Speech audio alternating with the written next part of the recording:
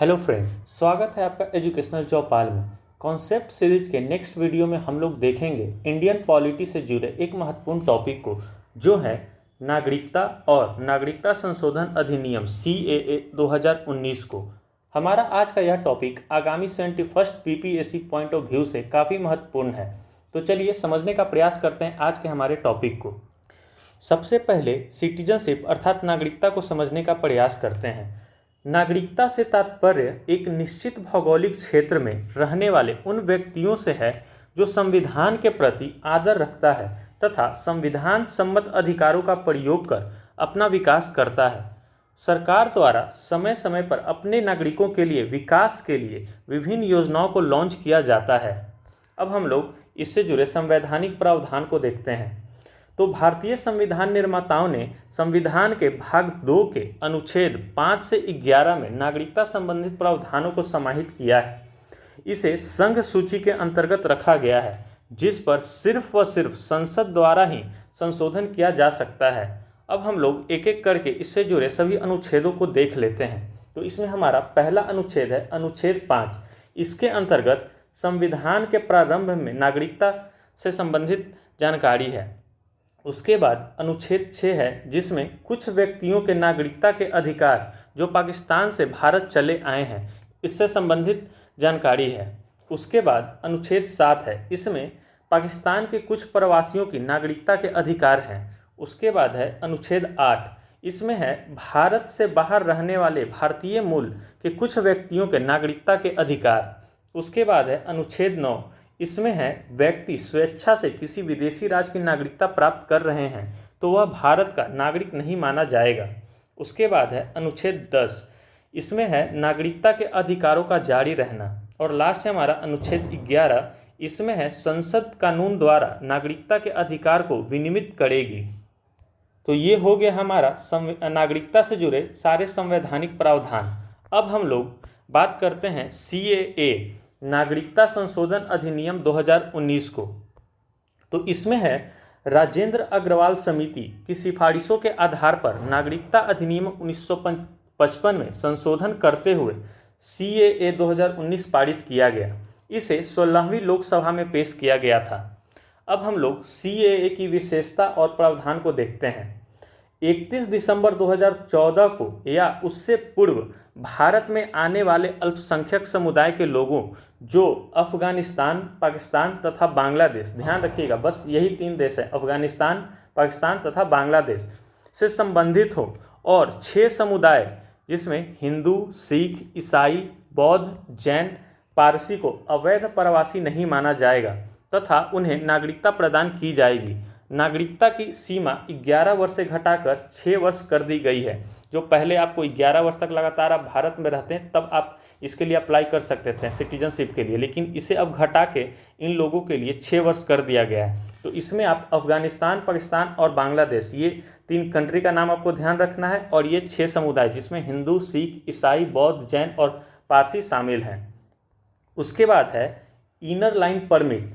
क्षेत्रों में यह लागू नहीं होगा। इनर लाइन परमिट से तात्पर्य है कि ये कुछ हमारे देश के बॉर्डर एरिया या प्रोटेक्टेड एरिया से है, जहाँ पे राज्य के या उस क्षेत्र के नागरिकों को तो अलाउ होता है, लेकिन अगर आप उस क्षेत्र से नहीं बिलोंग करते हैं तो आपके लिए एक स्पेशल सर्टिफिकेट इशू होगा, तभी आप उस क्षेत्र में जा सकते हैं।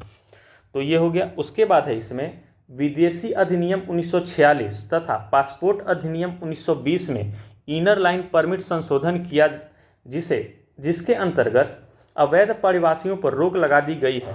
इसका तात्पर्य विशेष आरक्षित क्षेत्र जहां जाने के लिए आज्ञा पत्र लिया जाता है, यह वर्तमान में अरुणाचल प्रदेश, मिजोरम तथा नागालैंड में लागू है। अब इसके बाद है CAA के पक्ष में तर्क। तो इसमें सबसे पहला है धार्मिक अल्पसंख्यकों की सुरक्षा।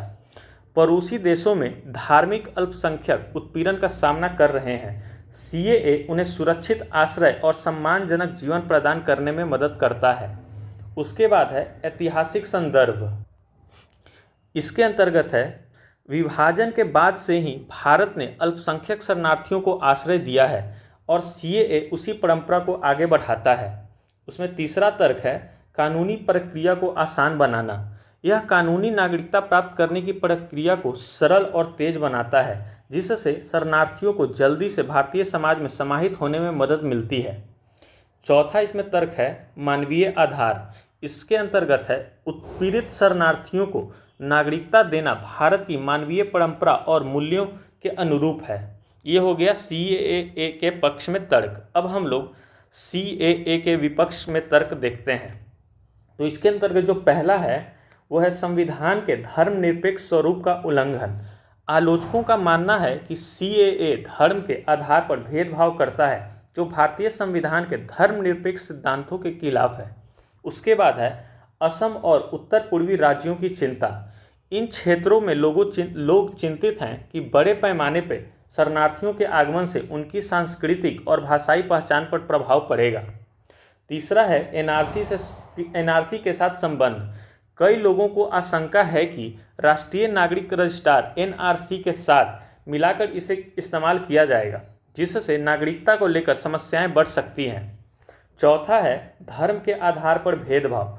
कानून में मुस्लिम शरणार्थियों को शामिल नहीं किया गया है, जिससे धर्मनिरपेक्षता के सिद्धांत का उल्लंघन होता है। इसके बाद है संवैधानिक चुनौतियां।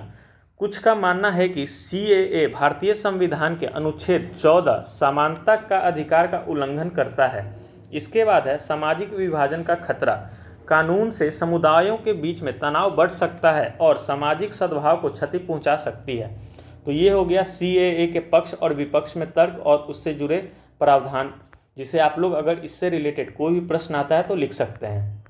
इसी से रिलेटेड एक और हमारा टॉपिक है जो है OIC विदेशी भारतीय नागरिक।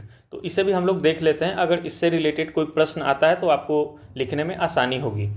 तो OIC क्या है?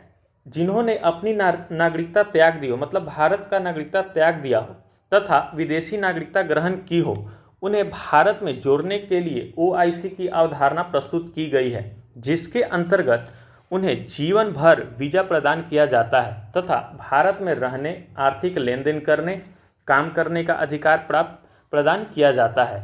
इन्हें 4 अधिकार प्रदान नहीं किया जाता है, जो हैं पहला इसमें खेती बाड़ी नहीं कर सकते, चुनाव नहीं लड़ सकते, मतदान नहीं कर सकते और संवैधानिक पद ग्रहण नहीं कर सकते।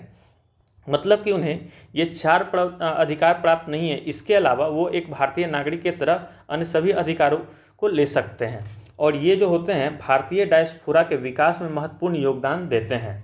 तो ये हो गया हमारा विदेशी भारतीय नागरिक अर्थात OCI। तो ये हो गया हमारा टोटल टॉपिक, जिसके अंतर्गत हम लोगों ने देखा नागरिकता और नागरिकता संशोधन अधिनियम CAA 2019 को। तो आशा करता हूँ कि आपको इस टॉपिक से रिलेटेड सारे पॉइंट्स और फैक्ट्स मिल गए होंगे। तो मिलते हैं फिर नेक्स्ट वीडियो में। तब तक के लिए धन्यवाद। जय हिंद।